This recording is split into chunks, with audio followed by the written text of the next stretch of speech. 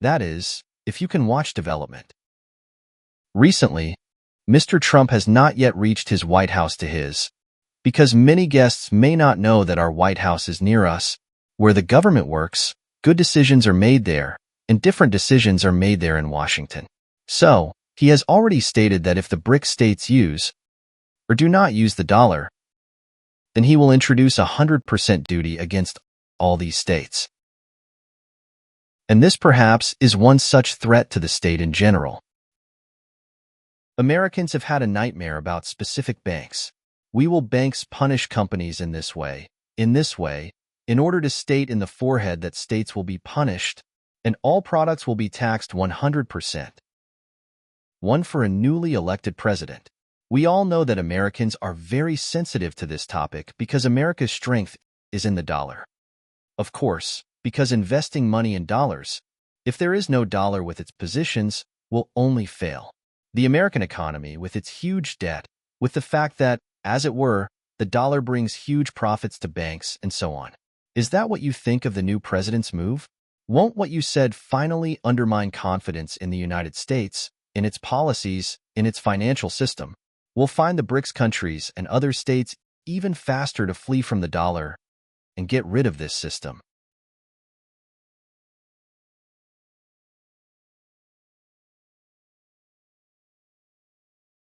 First of all, I agree with you about the use of the dollar as the world currency. The United States has a lot of unearned money. According to our experts, somewhere in the last 10 years they received approximately $10 trillion, just like that from heaven for the facts of use. The dollar as the world's reserve currency. Well, it's on the bets, on placements in their banks there, and so on. 10 trillion is decent. Very much it means that they consume more than they produce. This is a very important thing. That is, in fact, the United States, at the expense of the dollar, continues to exploit other economies of the world in its favor. Few people think about it, but it is a fact. And on that part, I agree with you.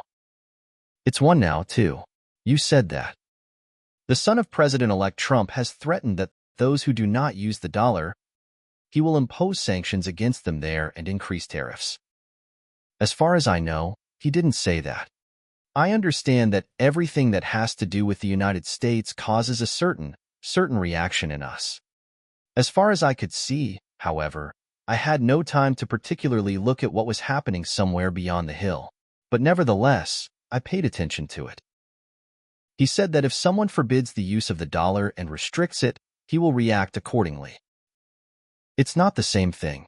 It is one thing to prohibit the use of the dollar, and another thing to another. Don't use it, you know? These are different things completely, that's why. 2 to 3.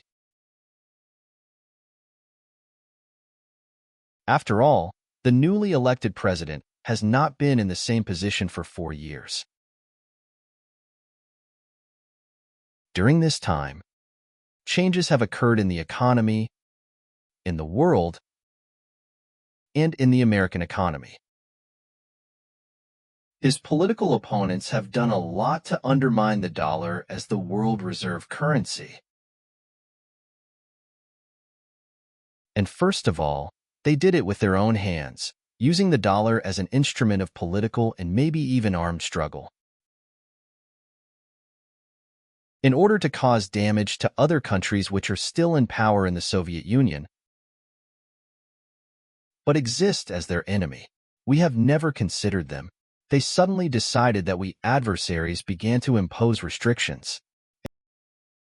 And taking into account the fact that the share of SA in the world economy is decreasing, and therefore the influence of the dollar on world economic processes is also decreasing, processes associated with the use of other instruments naturally occur. For example, on Bitcoin, who can ban it completely? No one. The use of other electronic means of settlement, who can ban anyone? Because these are new technologies and whatever happens, Whatever happens with the dollar, these tools will evolve one way or another, because everyone will strive to. Reducing costs and enhancing reliability is an unavoidable process that must be navigated. Vladimir has nothing to do with it at all, but if there is a further continuation, reducing the use of the dollar in the world and with their own hands, they will of course undermine the basis of their economic power. That's pretty obvious. I completely agree with you here. Ultimately, here we are at last. We never declined the dollar. Did we reject it? No. We refused its usage. Yet we refused it, and they acknowledged they struggled and confronted the inherent issues of the dollar itself. Now it's crucial to contemplate our next steps. All of this stems from a confidence built through exclusion.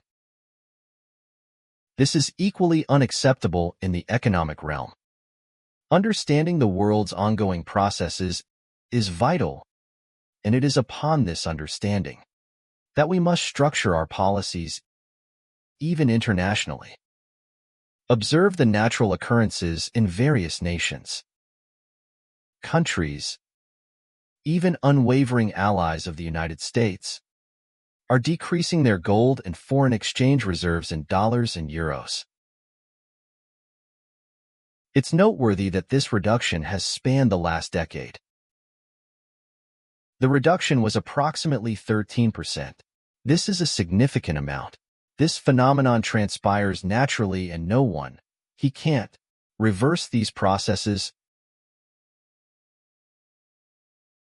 particularly using sanctions and coercive approaches that are detrimental to the economy and those who initially accept it, creating widespread and long-term consequences.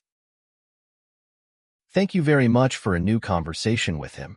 Our regiment will tell the project, so he didn't wait. A person who has advice and recommendations is activated. I didn't need it, okay.